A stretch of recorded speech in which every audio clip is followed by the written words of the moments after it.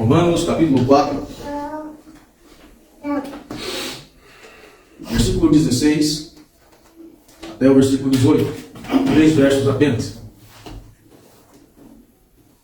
Assim diz o Senhor: essa é a razão, porque provém da fé, para que sejam segundo a graça, a fim de que seja firme a promessa para toda a descendência, não somente ao que está no regime da lei, mas também ao que é da fé que teve Abraão, porque Abraão é pai de todos nós. Como está escrito: o pai de muitas nações te constituiu. Perante aquele no qual creu, o Deus que vivifica os mortos e chama à existência as coisas que não existem. Abraão, esperando contra a esperança, creu, para vir ser pai de muitas nações, segundo lhe fora dito: assim será a tua descendência. Amados, tenho por título desse sermão os aspectos paradoxais da fé. Amados, nessa noite meditaremos nesses aspectos paradoxais da fé, que o apóstolo Paulo acentua em relação à nova aliança. Podemos lembrar que a justificação pela fé, referida por Paulo nesta carta, aos Romanos, em Romanos capítulo 1, versículo 17, que diz: visto que a justiça de Deus se revela no Evangelho, de fé em fé, como está escrito, o justo viverá por fé. Ele citando aqui Abacuque 2:4. Abra sua Bíblia em Abacuque 2:4.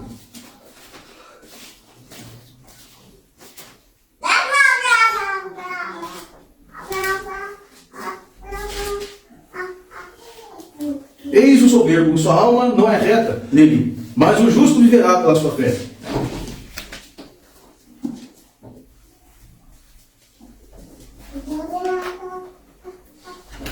Diz que a justiça de Deus se revela no Evangelho. Pois Paulo usa as palavras do profeta Abacuque para responder sobre as boas novas de salvação para os pecadores e condenação para aqueles destinados à perdição, dizendo que de fé em fé, ou seja, do início ao fim do crente, desde a fé salvífica até a obra da fé, o Evangelho é o poder de Deus para justificar e santificar os homens de seus pecados, achegando-se a Cristo. Primeiro, devemos entender o que é um paradoxo. Paradoxo é uma figura de linguagem caracterizada pela associação de conceitos contraditórios na representação de uma só ideia. Enquanto figura de linguagem,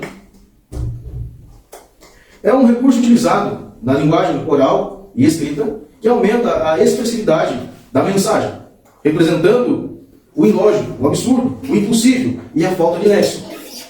A Epístola aos Romanos, amados, trata sobre a justiça e o Evangelho de Deus. No início do capítulo 2 e ao decorrer do capítulo 2, Paulo irá tratar sobre o moralismo e da hipocrisia, tanto da parte dos judeus como da parte dos gentios. E devemos lembrar que o apóstolo Paulo era contemporâneo de Sêneca, um dos moralistas estoicos e conselheiro do imperador Nero. Também havia, da parte dos judeus, outro moralismo e hipocrisia, o legalismo da lei, onde os judeus condenavam, com base na lei escrita, as transgressões e pecados do mundo pagão. Portanto, havia duas vertentes de moralismo: o estoicismo pagão e o legalismo judaico. Ambas o apóstolo Paulo denuncia e exorta em sua carta. Mas o que este texto traz é justamente que Paulo irá exortar aqueles crentes, tanto o combate a este estoicismo como ao judaísmo, esse legalismo judaico. A ideia central do texto de Romanos, capítulo 4, versículo 16 ao versículo 18, é esta: a graça da fé é pela qual os eleitos são habilitados a crer para a salvação de suas almas. É obra do Espírito de Cristo em seus corações e é ordinariamente operada pelo ministério da palavra, e por ele também é aumentada e fortalecida. Nestes pontos, neste texto, do verso 16 ao verso 18, nós vemos esses três aspectos paradoxais da fé. Pois para os judeus e para os filósofos gentios, isso era um paradoxo. E nós vemos nesses três versos, 3 pontos. Primeiro, nós vemos a fé é segundo a graça, estendendo aos do regime da lei e aos da fé. Segundo, a fé vivifica os mortos, chamando à existência aquelas que não são. E terceiro, a fé traz perseverança aos santos, esperando contra a esperança. No primeiro ponto, a fé é segundo a graça, estendendo aos do regime da lei e aos da fé. Em nossa confissão sobre o Evangelho e a extensão da graça, nós vemos a revelação do Evangelho aos pecadores, feita em diversas épocas e por diversos lugares, com adição de promessas e preceitos para a obediência requerida nele, em relação às nações e pessoas às quais é concedida. Acontece meramente a partir da soberana vontade e beneplácito de Deus. Ela não é dada pela virtude de qualquer promessa de devido aprimoramento das habilidades naturais do homem, pela virtude da luz comum recebida sem essa revelação, o que ninguém jamais fez ou pode fazer. E, portanto, em todas as épocas, a pregação do Evangelho tem sido concedida às pessoas e nações de forma mais ampla ou limitada, em grande variedade, de acordo com o conselho da vontade de Deus. No verso 16, diz: essa é a razão porque provém da fé, para que seja segundo a graça, a fim de que seja firme a promessa para toda a descendência, não somente ao que está no regime da lei, mas também ao que é da fé, que teve Abraão, porque Abraão é pai de todos nós. Paulo está querendo dizer aqui, né? Ele está ensinando um paradoxo, está trazendo um paradoxo para aquelas pessoas, tanto em relação àqueles que estavam ligados ao legalismo judaico, como também para o estoicismo, aqueles filósofos da época. O paradoxo é o seguinte, que é construído e entendido no seguinte raciocínio: como pode alguém ser filho de uma pessoa sem ser dessa pessoa gerado? Para os judeus, ser filho de Abraão significava, e significa até hoje, que aquele indivíduo era da descendência natural de Abraão. E, portanto, era pertencente e participante do pacto de Deus. Entretanto, o apóstolo Paulo argumenta que isso não era bem assim. E ele ressalta, no verso 16, diante do paradoxo que é construído na mente daqueles judeus, que como pode aquelas pessoas que não pertencem naturalmente da descendência de Abraão ser filhos de Abraão? Isso é um paradoxo para eles. E Paulo vai nos ensinar que isso era possível. Primeiro, no verso 16 ele diz: essa é a razão porque provém da fé. A justificação é pela fé e não pela lei. Porque no verso anterior, no verso 15, diz: porque a lei suscita a ira, mas onde não há lei, também não há transgressão. Note que se a lei suscita a ira, isso mostra, não é a ira do homem, mas a ira de Deus. Abra sua Bíblia em Romanos, capítulo 1, versículo 18. Paulo está tratando aqui da ira do Senhor. Olha o que diz: a ira de Deus se revela do céu contra toda impiedade e perversão dos homens, que detêm a verdade pela injustiça. Ou seja, a lei suscita a ira de Deus. Por quê? Porque revela o seu pecado, revela quem você é.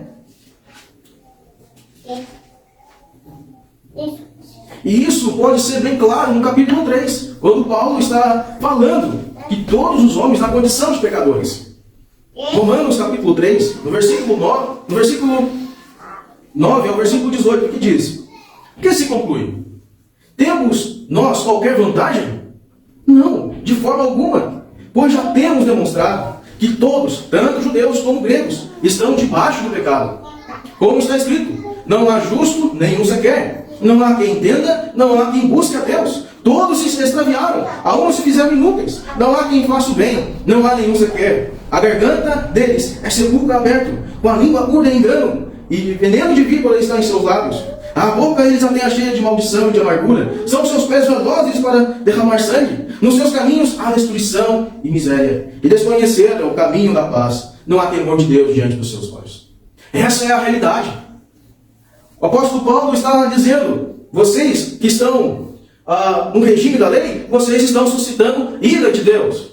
E mesmo que vocês, aqueles que não estão no regime da lei, estão também debaixo de condenação. Por isso que a lei não é um meio para a salvação. Por isso que a lei, ela mostra que ela não é suficiente para a salvação. Ela aponta para Cristo. A justificação é pela fé e não pela lei. Pois a lei suscita a ira. Ela tem o seu papel. Ela tem a sua função. Voltando ao nosso texto, Romanos 4,16, ele diz, essa é a razão que provém da fé. Mas agora, ele não vai. Olha o que diz aqui agora. Mas esta fé, ela pode ser baseada pelos méritos humanos? Paulo diz, não. Não é pelos méritos humanos. Ele diz, para que seja segundo a graça. Olha o texto. Para que seja segundo a graça. No grego, essa é uma cláusula rina. Para que tem uma finalidade. Para que seja segundo a graça. Não segundo aos méritos humanos. Não é o que você faz ou deixa de fazer. Não é que, mas eu creio no Senhor. Muito bem. O que o Senhor Jesus nos ensina quando uma pessoa chegou e falou, mas eu cumpro os mandamentos. Lembra do jovem? Vende tudo o que você tem, dá aos pobres. Vem e segue. Renúncia. Ele não quer nada de você. É méritos de graça. Não é seus méritos. Não é o que você faz ou deixa de fazer. Graça. E aí está o que Paulo vai profundamente trabalhar neste texto. A fim de que seja firme a promessa. Firme a promessa para toda a descendência. No versículo 14, Romanos 4, 14, ele joga a hipótese de que se fosse pela lei, anularia a fé e cancelaria a promessa. Presta atenção ao texto no qual ele diz. Por quê? Pois, se os da lei é que são os herdeiros, anula-se a fé e cancela-se a promessa. Mas Paulo, como pode ser isso? Simples. Porque não se baseia nos seus méritos, nos méritos humanos, mas nos méritos de Deus. Mas na vontade de Deus. Para que seja segundo a graça. A fim, presta atenção, mais uma vez nós temos no grego uma causa rina. Da mesma forma que ele coloca para quê? A fim de, para. Essas expressões no grego é bem nítido no Novo Testamento. Isso vocês devem ter notado, grifar isso, quando essa cláusula aparece no grego.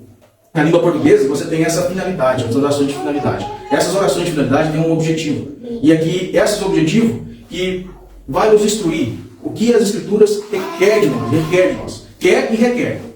Presta bem atenção. A fim de que seja firme a promessa para toda a descendência.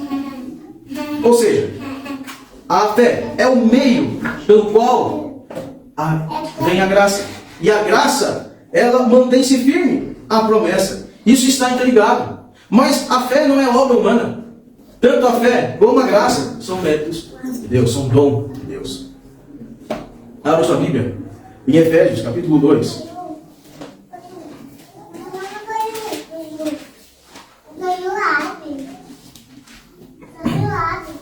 Efésios, capítulo 2, versículo 8. Ele diz, porque pela graça sois salvos, mediante a fé. Prestem bem atenção. Porque pela graça sois salvos, mediante a fé. Olhem o restante do versículo. E isto não vem de vós, é dom de Deus. Ou seja, todo o processo, todo esse processo da salvação. Porque se ele tivesse referido a uma dessas partes, ele teria que colocar, e esta não vem de vós, é dom de Deus. Ele teria que colocar, e esta, mas ele colocou, e isso.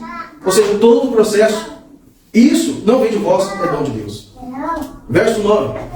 não de obras, para que ninguém se glorie. Mais uma vez ele reforça que todo esse processo de salvação é um presente. Dom aqui é um presente.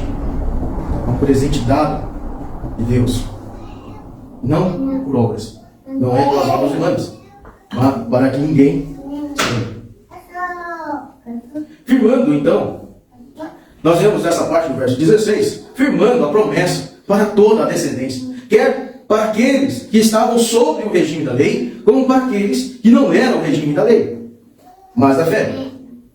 Observe, então, atentamente, mais uma vez, o verso 16. Essa é a razão pela qual provém da fé, para que seja segundo a graça, a fim de que seja firme a promessa, para toda descendência, não somente ao que está no regime da lei, mas também ao que é da fé, que teve Abraão. Porque Abraão é pai de todos nós. Interessante que Paulo agora vai, ele no capítulo 4, ele já está falando de Abraão, mas ele poderia ter encerrado o assunto quando ele estava falando da circuncisão, no início do capítulo 4, mas ele retorna a falar, mais uma vez, de Abraão. Ele usa o exemplo de Abraão, já que os judeus, eles tinham a ênfase, não, eu sou filho de Abraão, eu sou participante do pacto, por nascimento natural. Ou seja, para eles, até hoje, se você for em Israel, se você não é da descendência natural de Abraão, você não faz parte do pacto de Deus. Não compete você cumprir os mandamentos. Você é um gentio. E se você quer fazer parte do pacto, então você deve fazer todo o procedimento do proselitismo. Então você vai iniciar a entrada dentro do pacto. Você deve fazer a circuncisão. Isso até hoje.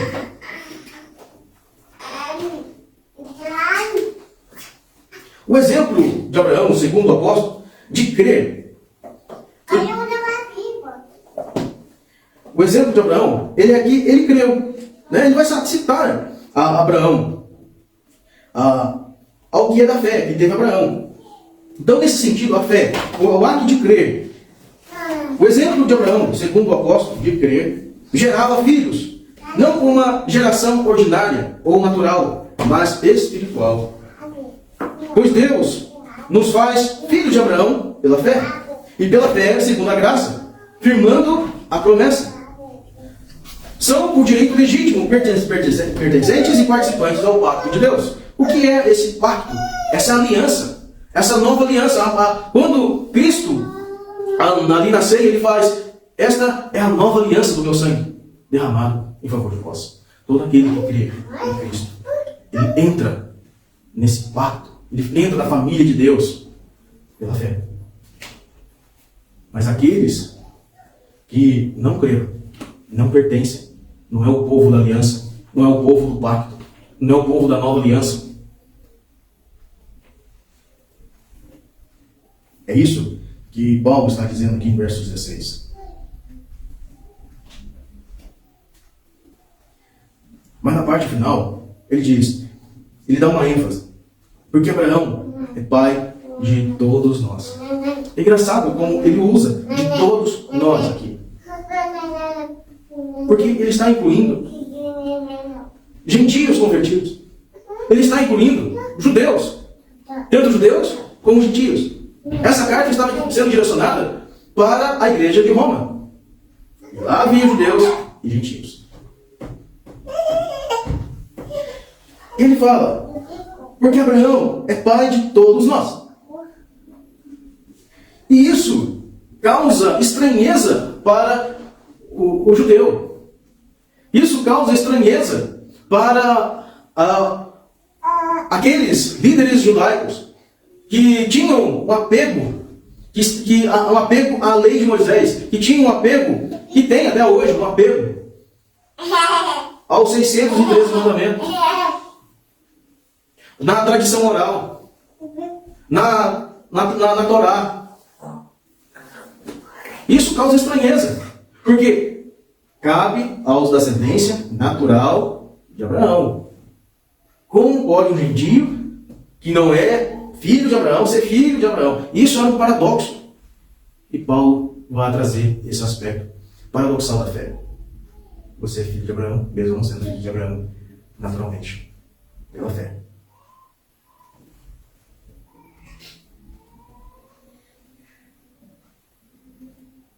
Paulo diz, porque Abraão é pai de todos nós. Tinha em mente que as Escrituras referiam uma geração pela fé e não natural, fazendo de judeus e gentios participantes do mesmo pacto de Deus.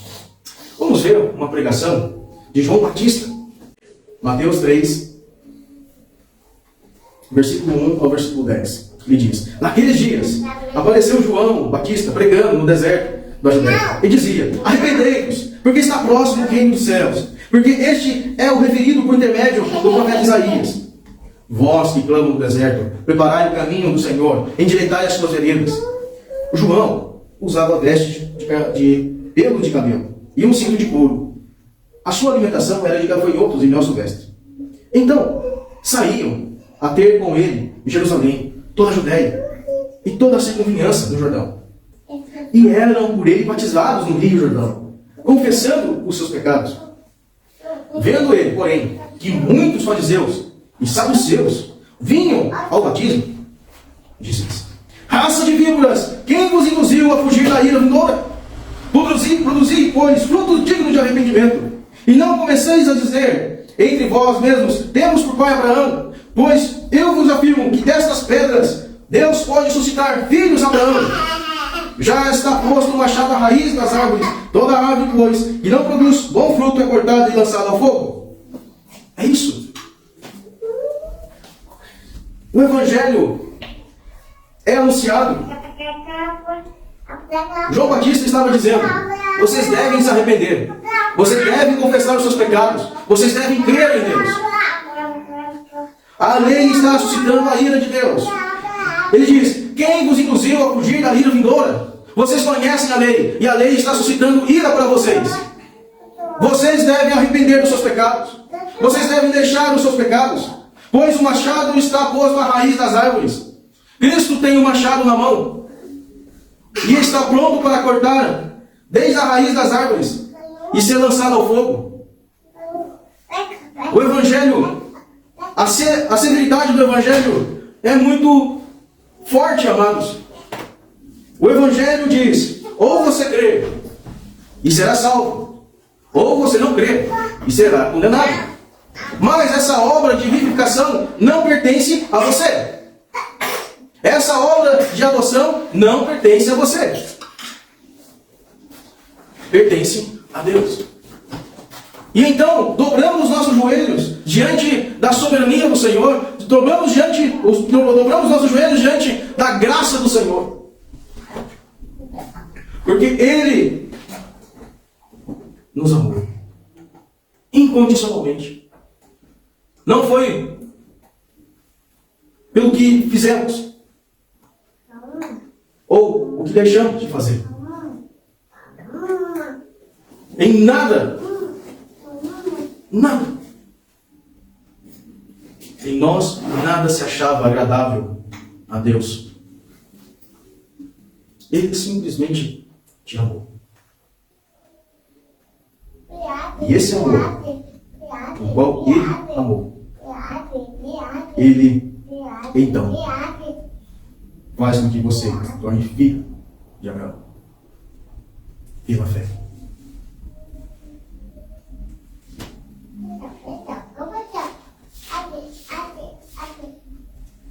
Porque Ele diz, Deus pode suscitar filhos a Abraão, mesmo Abraão não ter gerado eles. Deus pode. E Deus fez. E está fazendo. E Ele fará.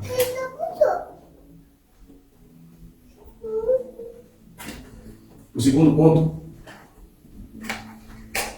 o segundo aspecto para o cristão da fé, encontra no verso 17, Romanos capítulo 4, versículo 17, ele diz, como está escrito, por pai de muitas nações te constituí.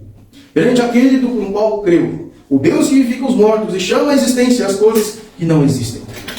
Em nossa confissão, falando também sobre a extensão e a graça, a extensão do Evangelho e a graça, apesar do Evangelho ser o único meio exterior de revelação de Cristo e da graça salvífica, e é como tal, para isso abundantemente suficiente, ainda assim, para que os homens que estão mortos em delitos possam nascer de novo, serem vivificados ou regenerados, é necessário uma obra eficaz, invencível do Espírito Santo sobre toda a alma, para produzir neles uma nova vida espiritual, sem a qual nenhum outro meio será suficiente para a sua conversão a Deus. Neste segundo ponto, nesse segundo texto, o paradoxo é que é construído e entendido no seguinte raciocínio: como algo que não existe pode tornar a existir, ou como algo que está morto pode viver. Isso é um paradoxo. Isso, para um raciocínio dos filósofos da época, para os gregos, era um absurdo. Isso, para os históricos, isso era um absurdo. Como alguém pode estar morto ou viver? Como algo que não existe existir, uma vez que ele não existe?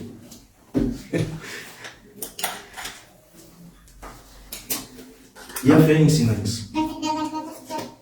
Paulo irá ensinar isso. O paradoxo da fé.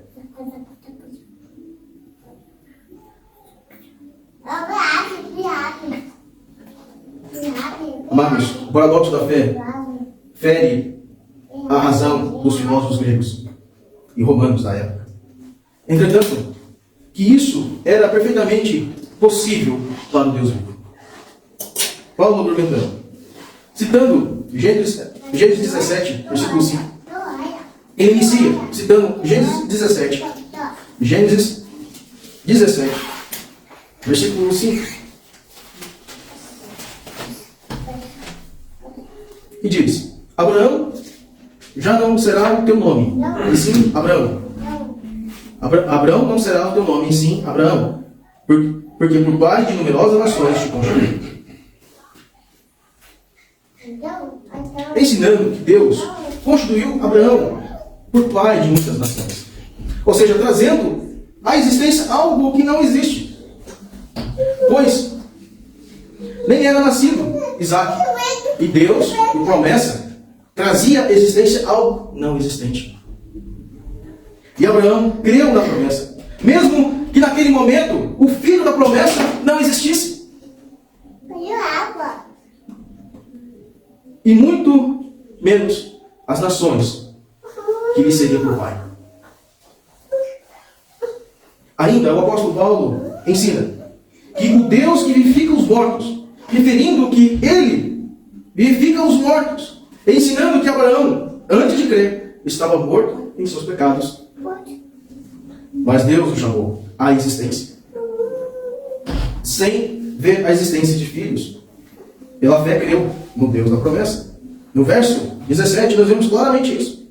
Como está escrito: por pai de muitas nações te constituí, perante aquele no qual creu, o Deus que vivifica os mortos. É interessante como Paulo ele coloca aqui: o Deus que vivifica os mortos, dizendo que Abraão creu, porque estava morto, e ele viveu. Deus vivificou ele, e chamando à existência as coisas que não existem. E assim, chamando à existência, colocando a essas nações, o filho da promessa, a existir.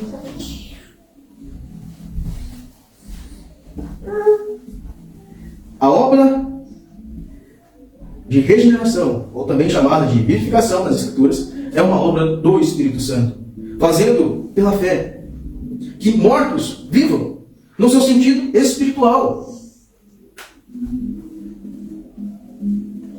Sabemos também que esta vivificação não somente traz vida espiritual aos pecadores, mas também traz a existência. Mesmo que ainda não vejamos a existência de algo não existente, mas por promessa temos a vida eterna e a ressurreição. Da mesma forma, porque Abraão teve a promessa: eu te constituí pai de numerosas nações. A mesma promessa, o mesmo Deus que vive os mortos, que chamando a existência, diz: te dou a vida eterna. Você irá ressuscitar no último dia. A igreja muitas vezes deixou de ver essa promessa, essas palavras de Deus. O mesmo Deus que prometeu a Abraão ia construir nações, o mesmo Deus que promete para a igreja a vida eterna e a ressurreição dos mortos. Muitas vezes nós tememos a morte porque não pregamos o Evangelho. Tememos a morte porque não confiamos em Deus.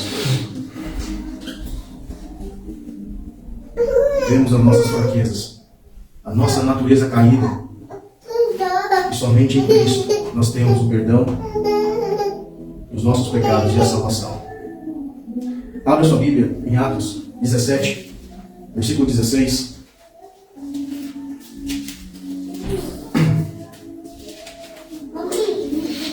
Os gentios, os atenienses, tanto os filósofos, os judeus e os históricos, eles desprezaram ao ouvir sobre a ressurreição dos mortos, ao ouvir que Cristo ressurgiu dos mortos. Eles desprezaram, acharam isso uma loucura. Esses filósofos da época, ao ouvir Paulo pregar sobre isso, sobre essas doutrinas, algo que é real, a ressurreição é real, amados. A vida eterna é real.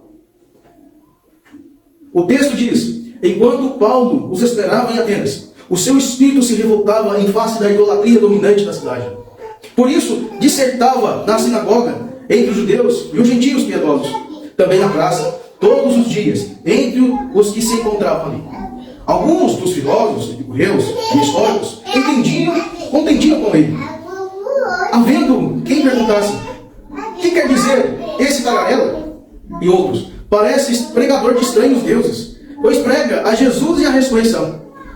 Então, tomando-o consigo, levaram para o Areópago, dizendo: podemos saber que nova doutrina é essa que ensinas? Posto que nos trazem aos ouvidos coisas estranhas, e queremos saber o que vem a ser isso.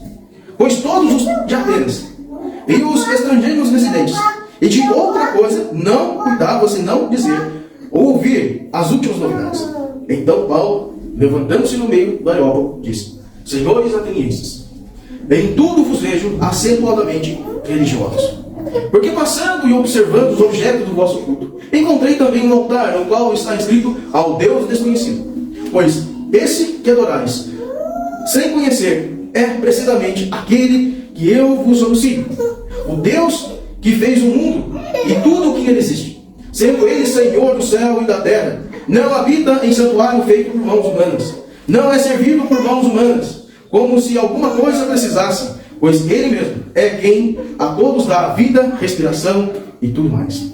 De uma só vez, toda a raça humana para habitar sobre toda a face da terra, havendo fixado os tempos previamente estabelecidos e os limites de sua habitação, para buscarem a Deus, se porventura, tateando, ou possam achar, bem que não está longe de cada um de nós, pois nele vivemos e nos movemos e existimos, como alguns de vossos poetas têm dito, porque dele também somos geração.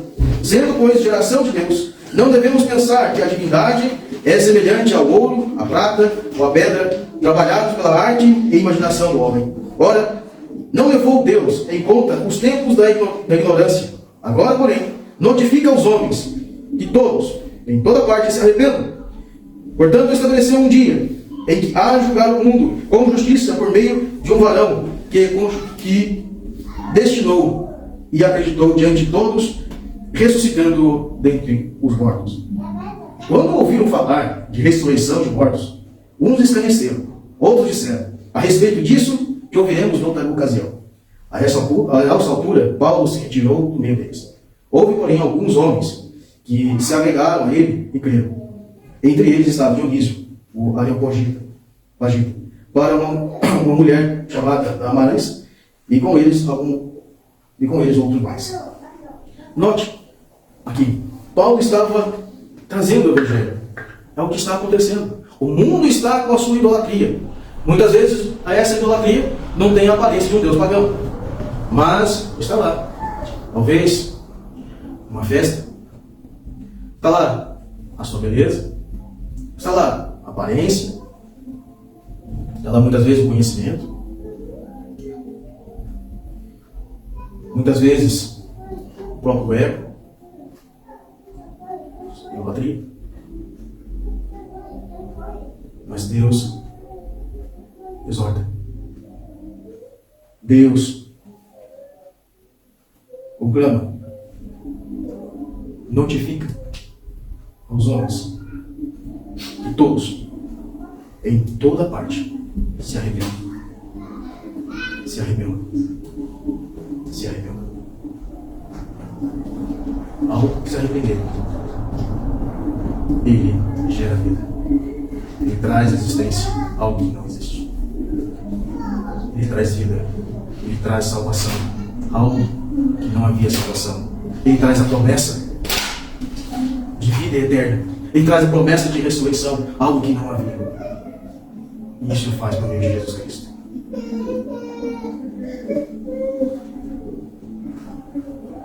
O último ponto. O último aspecto da fé, listado aqui em Romanos capítulo 4. Um aspecto paradoxal. Versículo 18. Abraão, esperando contra a esperança, creu, para vir ser pai de muitas nações, segundo o que fora dito, assim será a tua descendência. Amados, nossa confissão fala sobre a perseverança dos santos. Essa é uma doutrina que muitas vezes é desprezada nos púlpitos, ou negligenciada, ou que muitas vezes as pessoas não conhecem muito bem o que é a perseverança, e muitas vezes ensinam ela de maneira errada, não conforme as Escrituras. Eu quero dizer a vocês que aqueles a quem Deus aceitou no amado, em Cristo, foram eficazmente chamados e santificados pelo seu Espírito, e receberam o dom da preciosa fé dos seus eleitos. Não podem, nem total, nem finalmente cair no estado de graça, mas certamente perseverarão até o fim e serão eternamente salvos. Pelo que Ele os gera, ainda os alimenta em fé, arrependimento, amor, alegria, esperança, em todas as graças do Espírito para a imortalidade. E apesar de muitas tempestades e inundações surgirem, combaterem contra eles, contudo, elas nunca poderão tirá-los dessa fundação e rocha que é Cristo, pela fé. Eles estão firmados, não obstante, por causa da incredulidade e das tentações de Satanás. A visão sensível da luz do amor de Deus podem estar por algum tempo nublada e obscurecida para eles, mas Ele ainda é o mesmo. E eles terão a certeza de estarem guardados pelo poder de Deus para a salvação. Aonde irão gozar de sua herança adquirida? Eles foram gravados na palma da mão do Senhor. Os seus nomes foram escritos no livro da vida, desde toda a eternidade. Neste ponto, neste terceiro ponto, o paradoxo é que é construído e entendido no seguinte raciocínio: como alguém espera algo contra a esperança? E muitas vezes essa é uma pergunta que é feita para nós. Como nós esperamos algo contra a esperança? E Paulo vai trazer uma exortação, algo interessante, uma reflexão, algo interessante. Porque Abraão, ele traz o exemplo de Abraão. O paradoxo da fé fere a razão dos sentimentos humanos e as circunstâncias da vida. Entretanto, Paulo, ele fala sobre isso e que isso era possível em Deus somente. Ele diz: a perseverança está firmada e alicerçada na fé, não nos seus olhos. Se você olhar para Abraão, no verso 19 ele diz: e sem enfraquecer na fé, embora levasse em conta o seu próprio corpo amortecido, e sendo já de 100 anos, e a idade avançada de Sara. Observe o contexto. Abraão não tinha nenhuma expectativa, nenhuma esperança de que ele seria pai de numerosa nação. Esse era um contexto. E Deus molda isso. Deus muda isso, porque Ele é Deus. Ele chama algo inexistente. E isso vai contra a esperança. Vai contra a razão. A esperança está firmemente alicerçada na fé. A perseverança está firmemente alicerçada na fé. A perseverança não está alicerçada nos nossos próprios sentimentos. Eu vou permanecer fiel porque eu quero. Não, eu vou permanecer fiel mesmo não querendo. Por causa da minha fé. A perseverança não está alicerçada nas circunstâncias. Mesmo que venha um exército gigantesco. E você tem apenas 300 homens. E Deus diz, macho, isso aconteceu com Gideão. O que Deus fez? Confundiu aquele exército. E eles se levantaram com uma espada. Viu o exército, o inimigo a ser destruído. Esperando contra a esperança. O apóstolo Paulo argumenta usando o exemplo de Abraão, que por sua idade avançada e seu corpo amortecido, e Sara de idade avançada, pois aos olhos humanos não havia qualquer esperança de geração de filhos. Mas a fé não se baseia na esperança, mas unicamente em Deus. E aí ele vai citar Gênesis 15:5. Abra sua Bíblia em Gênesis 15:5. E diz: então conduziu-o até fora e disse: olha para os céus, e quantas estrelas, se é que o podes. E ele disse: será assim a tua posteridade. Verso 6. E ele creu no Senhor, e isso lhe foi imputado para a justiça. Aqui, Abraão não tinha filho.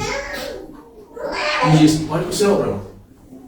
Se você pode contar a sua descendência, se você pode contar as estrelas assim, será possível contar a sua descendência.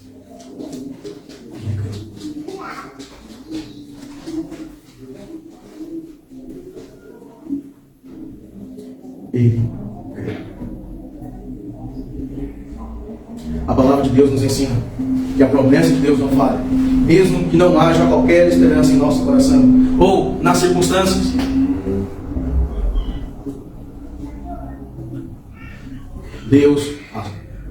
Deus dará e fará cumprir a sua palavra.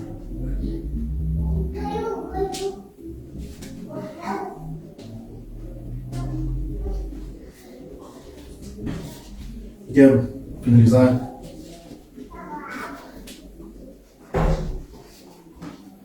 com um texto de João 17.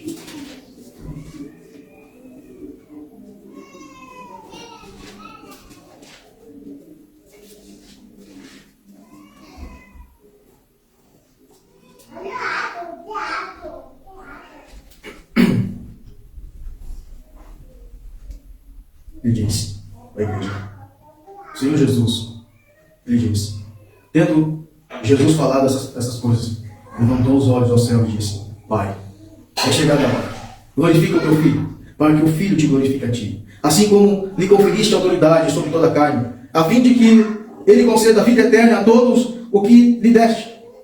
E a vida eterna é esta: que te conheçam a ti, o único Deus e verdadeiro, e a Jesus Cristo a quem enviaste. Eu te glorifiquei na terra, consumando a obra que me confiaste para fazer. E agora, glorifica-me, ó Pai, contigo mesmo, com a glória que eu tive junto de ti, antes que houvesse o mundo. Manifestei o teu nome aos homens, que me deste do mundo. Era o Deus. Tu me confiaste, e eles têm guardado a tua palavra. Agora eles reconhecem que todas as coisas que me tens dado provêm de ti, porque eu lhes tenho transmitido as palavras que me deste. E eles receberam verdadeiramente e reconheceram que saí de ti, e creram, e tu me enviaste. É por eles que eu rogo. Não rogo pelo mundo, mas por aqueles que me deste, porque são teus. Olha, todas as minhas coisas são tuas, e as tuas coisas são minhas, e neles eu sou glorificado. Já não estou no mundo, mas eles continuam no mundo, ao passo que eu vou para junto de ti. Pai Santo, guarda-os em teu nome, que me deste, para que eles sejam um, assim como nós. Para que eu estava com eles, guardava-os no teu nome, que me deste, e protegi-os. E nenhum deles se perdeu, exceto o filho da perdição, para que se cumprisse a escritura. Mas agora eu vou para junto de ti. E isso falo no mundo, para que eles tenham o mesmo gozo completo em si mesmos. eu lhes tenho dado a tua palavra, e o mundo os odiou, porque eles não são do mundo, como também eu não sou. Não peço que os tires do mundo, e sim que os guarde do mal. Eles não são do mundo, como também eu não sou. Santifica-os na verdade, a tua palavra é verdade. Assim como tu me enviaste ao mundo, também eu os enviei ao mundo. E a favor deles, eu me santifico a mim mesmo, para que eles também sejam santificados na verdade. Não rogo somente por estes, mas também por aqueles que vierem a crer em mim, por intermédio de sua palavra, a fim de que todos sejam um, e como és tu, ó Pai, em mim, e eu em ti, também sejam eles em nós, para que o mundo creia que tu me enviaste. E eu lhes tenho transmitido a glória que me tens dado, para que sejam um como nós o somos, eu neles e tu em mim, a fim de que sejam aperfeiçoados na unidade, para que o mundo conheça que tu me enviaste e os amaste, como também amaste a mim. Pai, a minha vontade é que, onde eu estou, estejam também comigo os que me deste, para que vejam a minha glória que me conferiste, porque me amaste antes da fundação do mundo. Pai justo, o mundo não te conheceu, eu porém te conheci. E também estes compreenderam que tu me enviaste, e eu lhes fiz conhecer o teu nome. Ainda o farei conhecer, a fim de que o amor com que me amaste seja neles e eu neles esteja. Amém?